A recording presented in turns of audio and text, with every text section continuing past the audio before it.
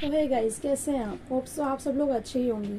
तो आज का मेरा टॉपिक है कि हम बच्चों को पढ़ने कैसे बिठा सकते हैं। हमें पता ही है कि पेरेंट्स के लिए सबसे बड़ा टास्क होता है कि हम बच्चों को पढ़ने कैसे बिठाएं, बच्चे को अच्छे से कैसे बताएं कि उसके लिए पढ़ाई कितनी ज़रूरी है।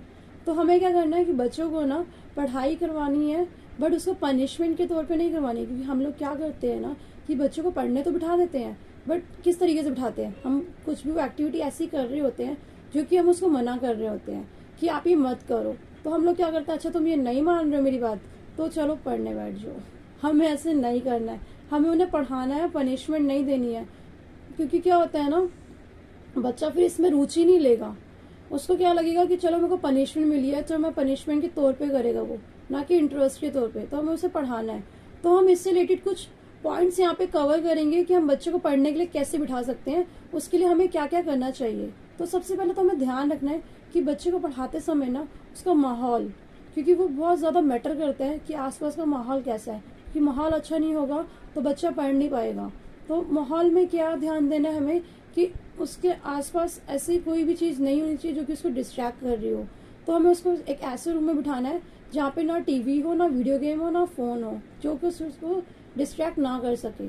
या फिर अगर हम उसको ऐसे अपने आसपास के रूम में भी बिठाते हैं जिसमें हम सब लोग आसपास बैठे हैं, जैसे कि मम्मा सब्जी काट रहे हैं, या भाई टीवी देख रहे हैं, या डैड फोन चला रहे हैं, तो ऐसा रूम भी बच्चे के लिए नहीं होना चाहिए।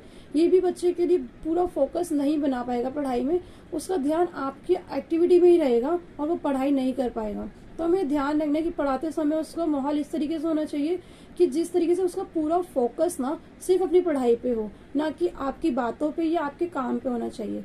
तो हमें ये ध्यान रखना है। नेक्स्ट ऑफ ऑल हमें ध्यान रखना है कि जो भी उसका रूम है ना, वो अच्छे से हवादार और अच्छे से लाइटनिंग वाला होना चाहिए।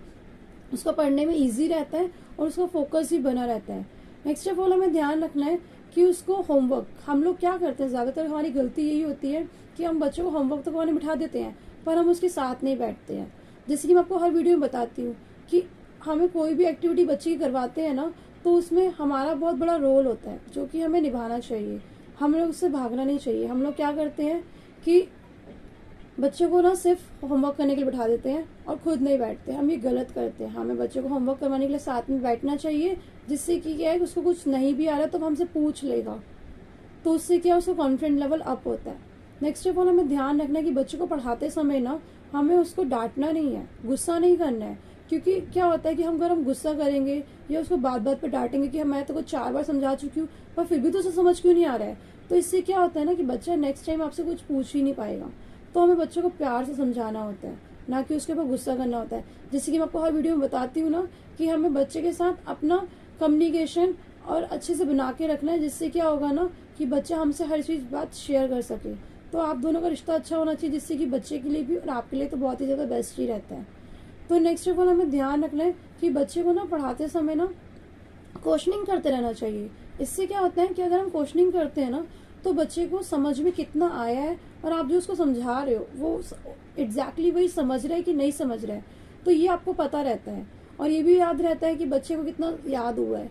तो इसलिए हमें क्वेश्चनिंग करते रहना चाहिए कि उस स्टोरी उसको कितनी समझ में आई। ज़्यादातर हम क्या देखते हैं कि बच्चों को स्टोरी तो समझ में आ जाती है पर क्वेश्चन आंसर याद करने में बहुत दिक्कत आती है। उन्हें लगता है कि काफ़ी बड़ा आंसर है। तो हमें उनको इस तरीके से करवाना है कि उनको लगे ही ना कि आंसर बहुत बड़ा है। तो नेक्स्ट ऑफ ऑल हमें ध्यान रखना है कि पढ़ाते समय ना बच्चों को लालच नहीं देना चाहिए। हम लोग क्या करते हैं कि तुम पढ़ने बैठ जाओ, हम तुम्हें चॉकलेट देंगे, तो ये गलत होता है। वो लालच की उसमें तो बैठ जाएगा पर क्या है, वो पढ़ाई में इंटरेस्ट नहीं ले पाएगा। तो ये हमें नहीं करना है। तो हमें ध्यान रखना है कि बच्चों को पढ़ाते समय हमें किन किन बातों का ध्यान रखना चाहिए।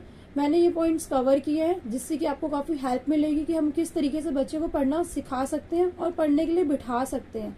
तो जैसे कि मैं आपको नेक्स्ट वीडियो में बताऊंगी कि हम बच्चे के लिए और उसके स्वास्थ्य के लिए हम क्या कर सकते हैं। अगर आप चाहते हैं कि मेरी नेक्स्ट वीडियो में आप लोग बने रहे तो उसके लिए लाइक शेयर कीजिए, कमेंट करके बताइए कि मेरी इस वीडियो में आपको क्या क्या पॉइंट्स अच्छे लगे हैं। सब्सक्राइब कीजिए और बेल आइकन दबाना बिल्कुल ना भूलिए।